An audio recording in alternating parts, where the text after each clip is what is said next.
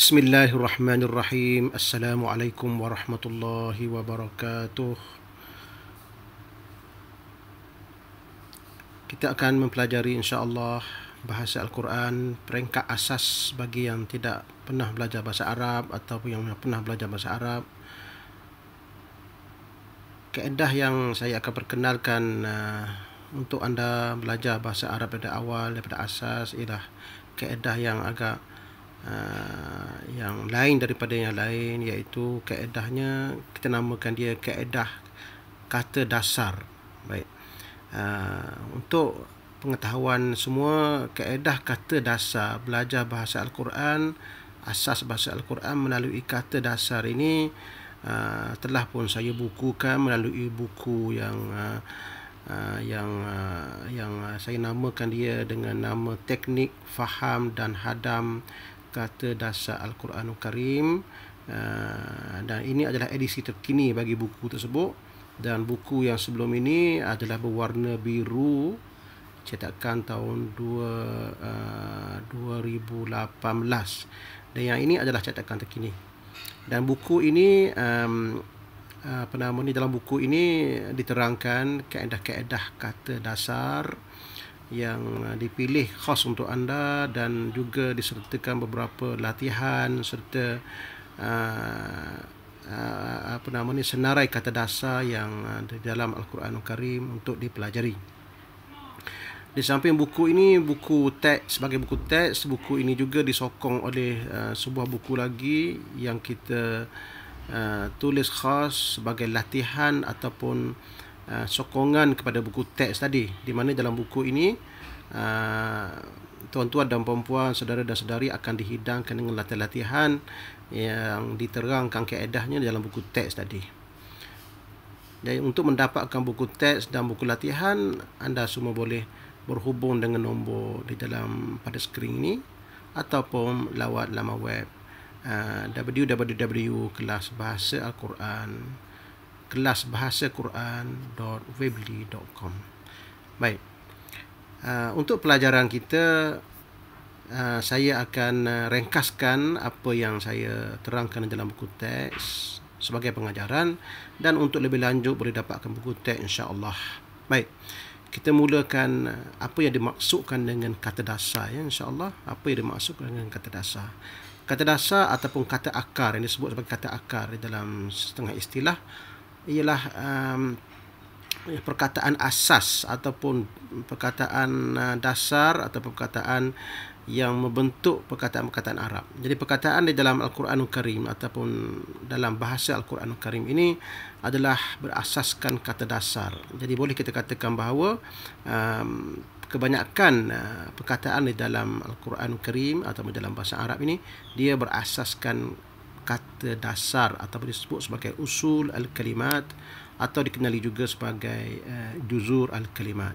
Baik, biasanya kata dasar ini dia mengandungi 3 huruf, ya, mengandungi 3 huruf kebanyakannya, ya. Boleh katakan bahawa 90% ataupun 90% perkataan Arab ini dia mempunyai kata dasar 3 huruf.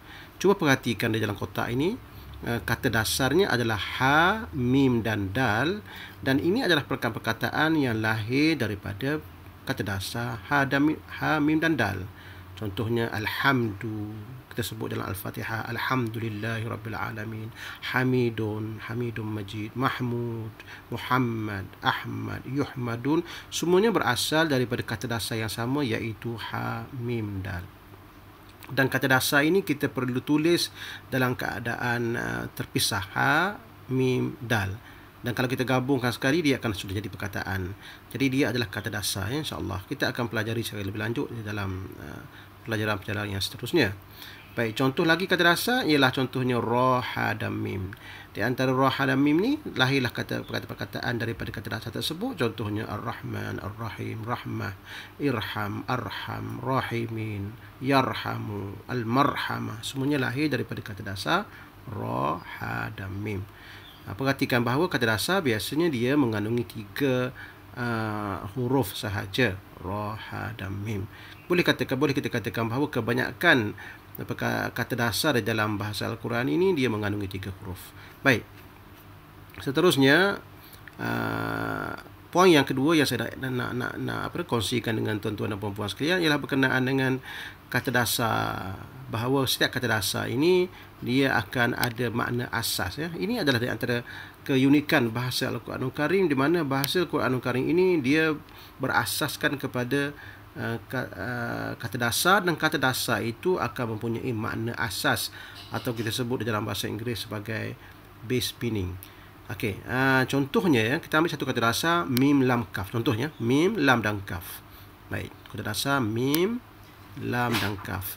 Kata dasar mim lam dan kaf ni, kalau kita tengok beberapa perkataan yang lahir daripada kata dasar ini, malikun, mulkun, dengan makna yang berbeza, ya. Malkun, yamliku, malaikatun, malakutun, mamlukun. Semua perkataan ini adalah daripada Al-Quranul Karim, dan kata dasar mim lam kaf ini dia akan ada base meaning dia adalah memiliki, memiliki. Alhamdulillah dalam bahasa Melayu pun dia ada perkataan itu, iaitu mim lam kaf macam perkataan milik. Jadi base meaning ialah milik. Daripada base meaning inilah keluarlah perkataan lain daripada mim lam kaf ini. Malikun, malikun raja, malikun pemilik, malikun penguasa, mulkun, surah Al-Mulk, Al-Malk, yamliku, malaikah. Semuanya ada makna, dalam dia ada makna milik, ya. Walaupun kadang-kadang tu agak jauh juga maknanya. Contohnya malikun pemilik, malikun raja. Kenapa? Apa kaitan raja dengan pemilik? Raja adalah pemilik kuasa dalam sesuatu negara. Malikun, penguasa sebenar.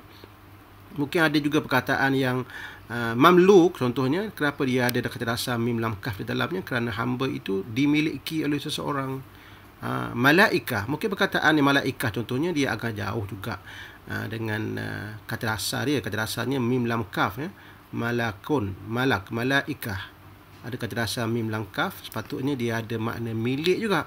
Apa kaitan malaikat dengan milik? Boleh kita katakan bahawa malaikat ini adalah milik Allah Subhanahu Wa Taala, sebab itu dia dinamakan malaikah.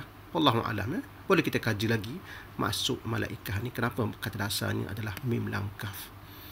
Baik, itu adalah makna asas. Jadi setiap perkataan, setiap kata dasar dia akan ada makna asas, yang mana daripada makna asas inilah dia akan lahir perkataan-perkataan lain.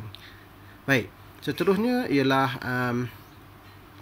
yang ketiga, poin yang ketiga ialah kata dasar ini dikembangkan kepada makna yang lain dengan memasukkan imbuhan, ya. Imbuhan ini yang kita akan belajar insya-Allah di dalam bab-bab yang akan datang, yang saya susun di dalam buku ini, iaitu contohnya ialah di dalam buku teks ini, contohnya saya datangkan satu kata dasar, contohnya ain badal, ya. Ain badal yang memberi makna asas ialah sembah.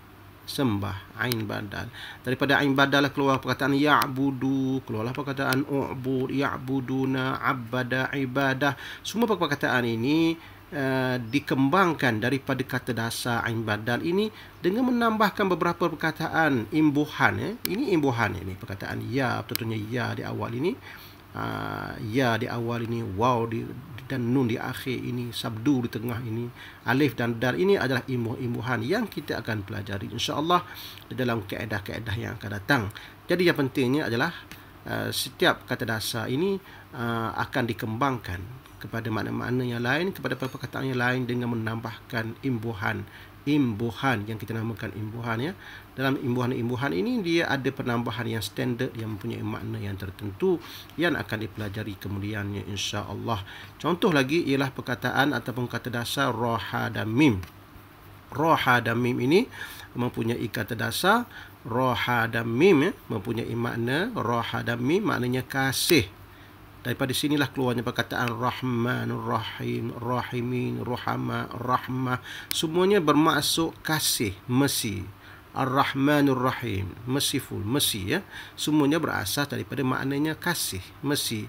Daripada perkataan inilah keluar perkataan Allahu yarham, irham, rahimin, arham, ruhama, arham, Sehingganya rahim ibu pun dia akan datang perkataan arham, ya, daripada rahim ibu. Apa kaitan rahim ibu dengan kasih? Sebab kasih itu datang daripada rahim ibu, ataupun ada kaitan dengan kasih ibu. Itu namanya, itulah yang ada kaitan di antara rahimah dengan arham, silaturahim dan sebagainya lah.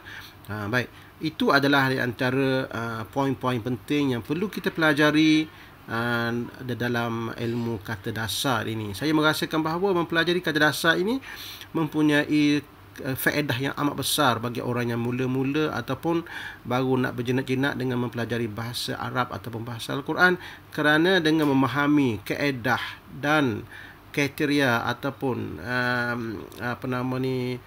perilaku ataupun bentuk-bentuk kata dasar dan kaedah-kaedah yang mengelilingi kata dasar itu, anda akan dapat mempelajari bahasa Arab dengan selesa, insya-Allah. Itu yang kami harapkan ataupun saya harapkan, insya-Allah, daripada buku ini, insya-Allah. Sebagai sedikit latihan, boleh kita insya-Allah mempelajarinya dalam buku yang akan datang ataupun dalam pelajaran yang akan datang, insya-Allah. Jadi saya harap insya-Allah kita ulang kaji sikit lagi berkenaan kata dasar.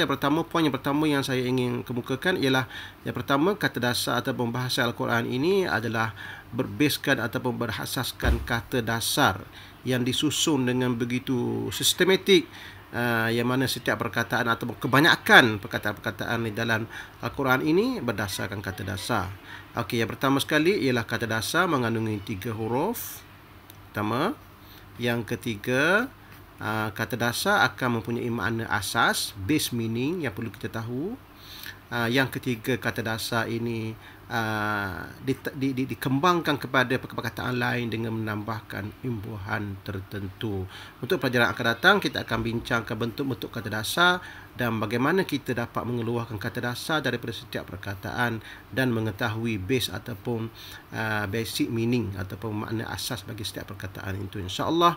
Setakat ini sahaja untuk kali ini dan kita berjumpa untuk pelajaran akan datang, insya-Allah. Assalamualaikum warahmatullahi wabarakatuh.